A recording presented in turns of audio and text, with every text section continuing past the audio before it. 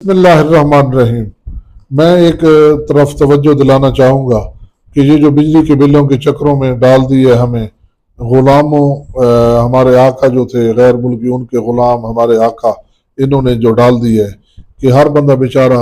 200 unit 199 unit اس طرح کے چکروں میں پڑا ہوا ہے، تو یہ ظلم کی انتہا ہے۔ پیارے ہم وطنوں، یہ ہم پہ ڈاکہ لگا ہے، اور ڈاکہ ایسا لگا ہے کہ مستقبل میں ہمیشہ ہمارا خون نچوڑتا رہے۔ تو اس میں میں یہ کہوں گا، آرمی چیف کو کہوں گا، ایجنسیوں کو کہوں گا، یا سیاستدانوں کو کہوں گا، مذہبی لیڈروں کو کہوں گا، اگر ان کے دلوں میں خدا کا خوف اور پاکستان کی جینوئن محبت ہے تو وہ اس چیز کو انکوائر کریں کہ جو سیاستدان بیوروکریٹ اس وقت ان معاہدوں میں شامل تھے، اور جو پاکستانی کمپنیوں کے مالکان جو ہیں، غیر ملکیوں نے تو کرنا ہی تھا، انہوں نے تو جو معاہدہ ان کے مفاد میں ہوتا تھا انہوں نے کرنا تھا۔ جو پاکستانی ملوث ہیں یہ ناجائز بینیفٹ لینے میں، پاکستانی عوام کا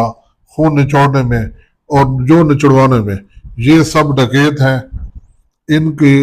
جتنے جو ہیں ان کے وارثان بھی ہیں، ان کے بھی جائیدادیں قرق کی جائیں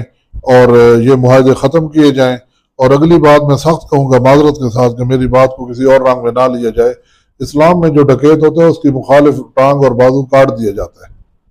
یہ اسلام کے جو امن کا درس دیتا ہے اس میں ہے۔ اب اگر انہوں نے یہ ایسا کیا ہے اور ناجائز لوٹا ہے، اب میں ایک دن بات کر رہا تھا کہ لوگ آپس میں لڑ رہے ہیں لیکن جو ڈکیت ہے اس سے نہیں لڑ رہے، تو لوگ، اور اگلے دن ہی میں نے ایک یوٹیوب پہ دیکھا کہ گجرانوالہ میں ایک سماعت کی خبر تھی یا کسی بڑے چینل کی تھی کہ بھائی نے بھائی کو تیز دھار آلے سے قتل کر دیا بجلی کے بل میں، وہ شیئرنگ پہ ان کا تنازع ہو گیا۔ تو بھائی آپس میں کیوں لڑتے ہیں؟ جنہوں نے ڈاکہ مارا ہے ان کی جائیدادیں بھی موجود ہیں یا دوسرے ملکوں میں وہ لوگ موجود ہیں، تو یہ ایک پریشر ڈیولپ کریں اور اس بات کو کلیئر کریں، اور عدالت بھی یہ سٹیپ لے، چاہے ہائی کورٹ ہو چاہے سپریم کورٹ ہو، کہ ان سے حق جو انہوں نے چھینا ہے وہ واپس دلایا جائے اور ان پہ کریمنل ایکٹ کیا جائے، ان کی جائیدادیں قرق کی جائیں، نیلام کی جائیں اور لوگوں کو یہ بینیفٹ دیا جائے، اور غلط معاہدے جو ہیں وہ ختم کیے جائیں۔ کسی کی دل آزاری ہو تو میں معذرت خواہ ہوں، لیکن حقیقت میں نے بیان کرنی ہے۔ اگر میں یہ بات کہوں تو پھر یہ ایلیگیشن مجھ پہ لگا دیں گے کہ انہوں نے اگر آپ کو لوٹا ہے اور اگر گورنمنٹ واپس نہیں دلاتی یا دلانے سے قاصر ہے، یہ جان بوجھ کر نہیں دلاتی، تو پھر آپ لوگ خود اپنے طور پہ ان سے وصول کرنے کی کوشش کریں۔ اور اگر کوئی وصول کرنے میں یا ایک گروپ یا جتھا یا کوئی بھی ہے تو وہ اگر میرے خیال میں مر جاتے تو شہید ہوگا، اور اگر وہ اپنے ڈیفینس میں مرتے ہیں تو وہ شہید نہیں، وہ کتے کی موت ہوں گے۔ ایجنسیوں سے میں کہوں گا، جو لوگ ہیں جرنیل جو ایمان پہ ہیں اور سیاستدان جو ایمان پہ ہیں، وہ اپنا رول پلے کریں۔ اگر ان کے ہاتھوں میں قلم کی پاور ہے یا جس کی پاور ہے، آپ نے ملکوں کی حفاظت کرنی ہے ہماری اندر سے اور باہر سے، تو میں یہ کہوں گا کہ حفاظت یہی حفاظت ہے، نہ کہ لوگوں کو آپس میں بھائی کو قتل کر رہے اور ہم اسی میں لگے ہوئے ہیں کہ کوئی دہشت گرد آ جائے گا۔ ہم مسلمان ہیں، مسلمان کوئی موت سے ڈرتا ہے؟ اگر باہر سے کوئی دہشت گرد آئے گا، بھلے سال کے 10,000 بندے مر جائیں پاکستان میں،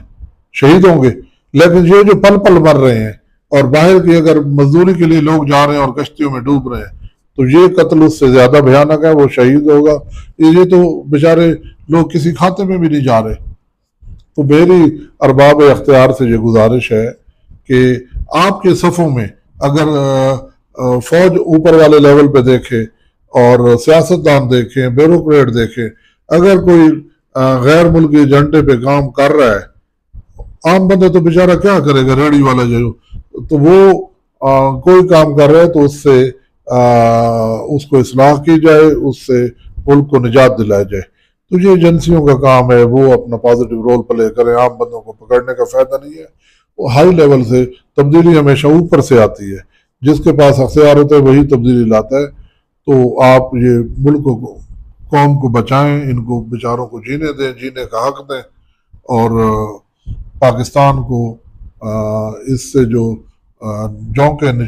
چوس رہی ہیں، جو ان کا خون چوس رہی ہیں، ان سے نجات دلایا جائے اور عام بندوں کو تحفظ بھی دیا جائے، ریلیف بھی دیا جائے۔ کچھ بات میری اگر سخت لگی ہو، کبھی بیشی انسان کی بات ہے، ہو سکتی ہے، تو معاف کیجیے گا، لیکن میں نے جو سمجھا، حقیقت جانا، اس کو بیان کیا۔ اللہ تعالیٰ آپ کو خوش رکھے، دین و دنیا کی کامیابی دے۔ اللہ حافظ۔